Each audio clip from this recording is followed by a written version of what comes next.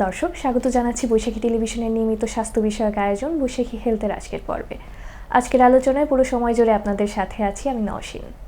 দর্শক, আমরা সকলেই জানি শিশুর জন্ম থেকে বার্ধক্য পরিবারের প্রতিটি সদস্যের সুস্থ থাকা, ভালো থাকা নিয়ে যে মানুষটি সবচেয়ে বেশি গুরুত্বপূর্ণ ভূমিকা পালন করে সেটি হচ্ছে পারিবারিক চিকিৎসক বা ফ্যামিলি ডক্টর। এই ফ্যামিলি ডক্টরকে সম্মান জানানোর জন্যই আজকে 19শে মে বিশ্বব্যাপী পালিত হচ্ছে ওয়ার্ল্ড ফ্যামিলি ডক্টর ডে। এই দিনটিতে আমরা আজকে আলোচনায় জানব ফ্যামিলি ডক্টর কী, ফ্যামিলি ডক্টরের গুরুত্ব কতখানি এবং বর্তমান চিকিৎসা সেবায় ফ্যামিলি মেডিসিন কতটা গুরুত্বপূর্ণ ভূমিকা পালন করে।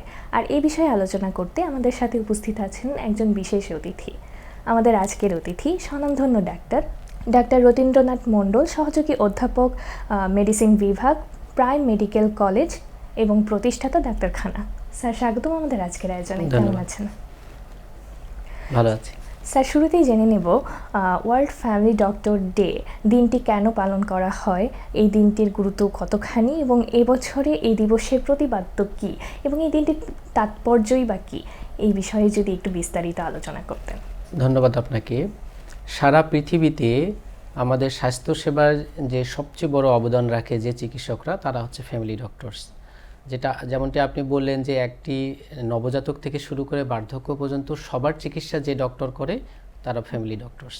তো এই ফ্যামিলি ডক্টরসদের যে কন্ট্রিবিউশন, এটাকে সম্মান জানানোর জন্যই world organisation of family doctors তারা এই দিনটি পালন করে। এবং এবারের প্রতিপাদ্য বিষয় হচ্ছে যে compassionate care in digital world. তো এটার উদ্দেশ্য হচ্ছে যে আমরা এই রোগী কেন্দ্রিক চিকিৎসা দেব, কিন্তু এর সাথে যেন ডিজিটাল যে আমাদের প্যারামিটার্সগুলো আছে, ডিজিটাল যেগুলো ইনস্ট্রুমেন্ট আছে, সেগুলোকে আমরা ইউজ করব। যেমন এআই, বিভিন্ন পেশেন্ট সফটওয়্যার। কারণ এখানে দেখা যাবে যে এগুলো দিয়ে একজন রোগীর জন্ম থেকে 50 বছর বয়স পর্যন্ত কত উনি মেডিসিন খেয়েছেন, কি অসুখ হয়েছে, সবগুলো দেখা যাবে যে আমরা যদি এই সব ডিজিটালাইজ ফরম্যাট ইউজ করি, তাহলে ওই চিকিৎসক ইজিলি দেখতে পারবেন। এবং সেই হিসাবে সেই জিনিসগুলোর উপর বিবেচনা করেই চিকিৎসার একটা সুন্দর একটা ফরম্যাট করতে পারবেন। তো এই জন্যই এবারের থিমটা একটু এরকম দেয়া হয়েছে। তো এটা এই বর্তমান এআইয়ের যুগে এটা খুবই তাৎপর্যপূর্ণ যে সকল ফ্যামিলি ডক্টরকে এরকম ডিজিটালাইজ সিস্টেমগুলো ইউজ করতে হবে। ধন্যবাদ স্যার। আজকের এই দিবসটির প্রধান কেন্দ্রবিন্দু যারা ফ্যামিলি ডক্টর বলতে আসলে কি বোঝায়? ধন্যবাদ। ফ্যামিলি ডক্টরস যদি আমরা বাংলা বলি পারিবারিক চিকিৎসক। তো আমি একটা ছোট্ট জিনিস বলি যে আমরা যখন ছোট তখন দেখতাম যে বিভিন্ন আমাদের পরিবারে যে কেউ অসুস্থ হলে এই বাতেন কাকু আসতো। তো এই বাতেন কাকু হচ্ছেন একজন প্যারামেডিক। তো আমাদের যে কেউ অসুস্থ হলে ইনি বাসায় আসতো, অথবা আমরা তাকে গিয়ে দেখে আসতাম। তো ফ্যামিলি ডক্টর হচ্ছে যে যারা ওই ফ্যামিলির সকল সদস্যের চিকিৎসা করে, সব সময় করে, এবং তার শুধু শারীরিক, মানসিক, সামাজিক, পারিবারিক সকল বিষয় সম্বন্ধে মোটামুটি জানে, তারাই পারিবারিক চিকিৎসক। সর্বোপরি একটা অভিভাবক হিসেবে কাজ করে। এবং কারণ আপনি যখন একটা রোগের চিকিৎসা দিবেন, শুধু আপনার এই শারীরিক বিষয়গুলো জানলেই হবে তা না। এই রোগের পিছনে তার সামাজিক কোনো পার্সপেক্টিভ আছে কিনা, তারপর তার চিকিৎসার জন্য তার অর্থনৈতিক যে একটা সাপোর্ট লাগবে সেটা আছে কিনা, সবগুলো বিবেচনা করেই নিতে হবে। এবং এই কাজটি করতে পারে শুধুমাত্র ফ্যামিলি ডক্টরস বা ফ্যামিলি চিকিৎসক। তো এই ডক্টররা আসলে এই পরিবারের একজন সদস্যের মতো ভূমিকা রাখে, এই জন্যই তাদেরকে ফ্যামিলি ডক্টরস বলা হয়। ধন্যবাদ স্যার। আমরা আপনার আলোচনা থেকে অনেক কিছুই জানতে পেরেছি। স্যার, বর্তমানে যে বিশেষজ্ঞ ডক্টর থেকে ফ্যামিলি ডক্টরকে আমরা কিভাবে আলাদা করতে পারি? এটা খুবই সুন্দর প্রশ্ন। যে আমি সবসময় বলি যে ফ্যামিলি ডক্টরস এর একটা সিনোনিমাসও আছে, জিপি বলা হয় সারা ওয়ার্ল্ডে, ফ্যামিলি ডক্টরও বলা হয়, দুটো একই। তো আমি বলি যে বিশেষজ্ঞদের মধ্যে সবচেয়ে বড় বিশেষজ্ঞ বা বড় ডাক্তার হচ্ছে ফ্যামিলি ডক্টর বা জিপি। কারণটা হচ্ছে যে দেখেন যে যিনি হার্ট স্পেশালিস্ট, উনি কিন্তু শুধু হার্টের উপর পোস্ট গ্রাজুয়েশন করা। তো উনি কিন্তু ওই রোগীর পারিবারিক, সামাজিক, মানসিক এগুলো বিষয় সম্বন্ধে উনি কিন্তু অ্যাওয়ার না। কিন্তু একজন ফ্যামিলি ডক্টর ওই রোগীর পারিবারিক, সামাজিক, মানসিক, অর্থনৈতিক সব কিছু সম্বন্ধে উনি অভিজ্ঞ। তাহলে আমরা ডেফিনেটলি বলতে পারি যে পারিবারিক চিকিৎসক ওই রোগীর শারীরিক ব্যাপারগুলো ছাড়াও অন্যান্য যেগুলো চিকিৎসার ক্ষেত্রে বড় ভূমিকা রাখে তারা হচ্ছে যে সেগুলো জানে। তাহলে একটা কম্প্রিহেন্সিভ চিকিৎসা সেটা একজন ফ্যামিলি ডক্টরসের পক্ষে দেওয়া সম্ভব। মানসিক সাপোর্ট দেওয়া সম্ভব, পারিবারিক সামাজিক সব কিছুই দেওয়া সম্ভব, যেটা অন্য বিশেষজ্ঞ একজন কার্ডিওলজিস্ট উনি হার্টে যদি কোনো একটা প্রবলেম থাকে সেটা ট্রিটমেন্ট করবেন, কিন্তু একজন ফ্যামিলি ডক্টর তার হার্টের সমস্যা হওয়ার পিছনে তার যে পারিবারিক একটা স্ট্রেস বা চাপ আছে সেটার চিকিৎসা পারিবারিক চিকিৎসক করতে পারবেন। ধন্যবাদ স্যার। স্যার তাহলে কিভাবে বাংলাদেশের পারিবারিক চিকিৎসা প্রথা বা আপনি যেটা বলছিলেন জিপি সিস্টেম, এটা কিভাবে চালু করা যেতে পারে? এটা চালু করা অনেক কঠিন, কারণ আমরা খুবই দুর্ভাগা যে আমাদের এতদিন পরেও এটি চালু হয় নাই। এই পারিবারিক চিকিৎসক প্রথা বা জিপি সিস্টেম এটা হচ্ছে যে একটা প্রাইমারি স্কুলের মতো। যেমন আপনি আপনার বাসার পাশেই আপনি চিকিৎসাটা নেবেন। আপনার ধরেন যে মানে একটু সর্দি জ্বর হয়েছে, এটার জন্য তো আপনি একজন বিশেষজ্ঞ ডাক্তারের কাছে যাবেন না। আপনার একজন গর্ভবতী মা তার প্রেশারটা বেড়ে গেছে কিনা এটা দেখার জন্য তো 50 কিলোমিটার দূরে একজন বিশেষজ্ঞ ডাক্তারের কাছে যাবে, এটা তো নিয়ম হতে পারে না।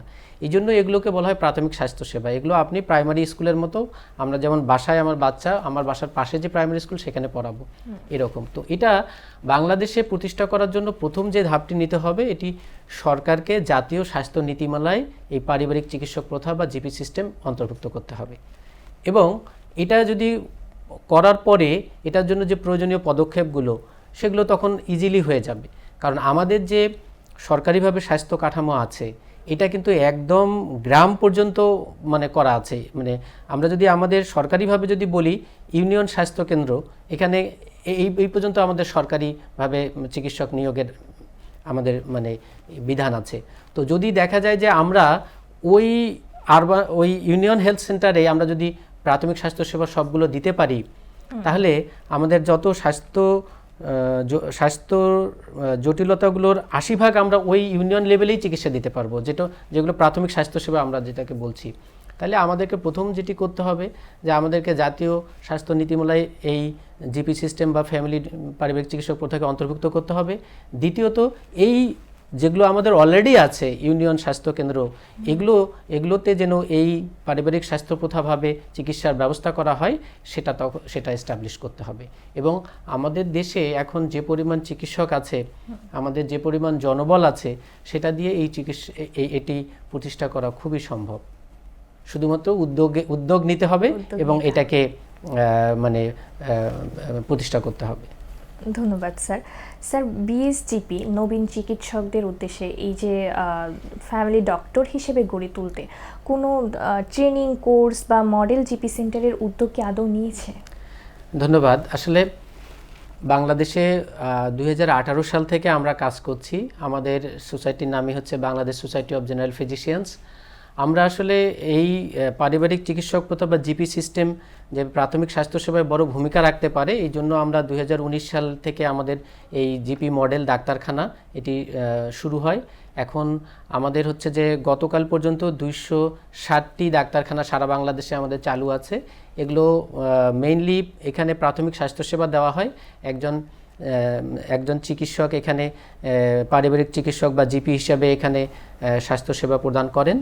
তো আমাদের এই মডেলটার মাধ্যমে আমরা আসলে দেখাতে চেয়েছি যে মানে এটা খুবই সম্ভব যে বাংলাদেশে জিপিদের মাধ্যমে চিকিৎসা সেবা দেওয়া, এবং আমাদের যারা এই সেন্টারগুলোর যারা রুগী তারা এখানে চিকিৎসা নিয়ে বেশ স্যাটিসফাইড, যার কারণে 260টি শাখা আমাদের এখন চলছে। এখানে প্রতিদিন প্রায় 300-এর মতো রুগী 3000-এর মতো রুগী আমাদের এই সেন্টারগুলোতে প্রতিদিন সেবা পায়।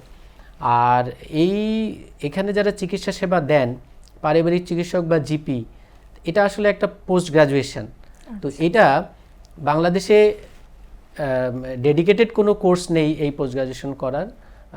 তো আমরা একটা সার্টিফিকেট কোর্স আমরা একটা আয়োজন করি, সেটার নাম হচ্ছে certificate course in general practice. এটি 3 মাস মেয়াদি, এটি অনলাইনে এটা করা যায়, বৃহস্পতিবার এবং শুক্রবার এখানে ক্লাস হয়। তবে আমাদের দেশে এই পারিবারিক চিকিৎসক প্রথা চালু করার জন্য একটি ডেডিকেটেড পোস্ট গ্রাজুয়েশন এই ফ্যামিলি মেডিসিন বা জিপি এটা অত্যন্ত জরুরি। আচ্ছা স্যার, অনেক ধন্যবাদ। দর্শক, আপনারা এই আলোচনা থেকে নিশ্চয়ই অনেক কিছু জেনেছেন এবং এটি বুঝতে পেরেছেন যে পারিবারিক ডক্টর শুধুমাত্র পারিবারিক ডক্টরই না, এটি পারিবারিক সুস্বাস্থ্যের মূল কেন্দ্রবিন্দু। তো আমরা অনুষ্ঠানের যেহেতু একেবারে শেষ পর্যায়ে চলে এসেছি, বিদায় নিতে হচ্ছে আজকের মতো বিদায় নিচ্ছি। সবাই সুস্থ থাকুন, ভালো থাকুন, বৈশাখী টেলিভিশনের সাথেই থাকুন। ধন্যবাদ।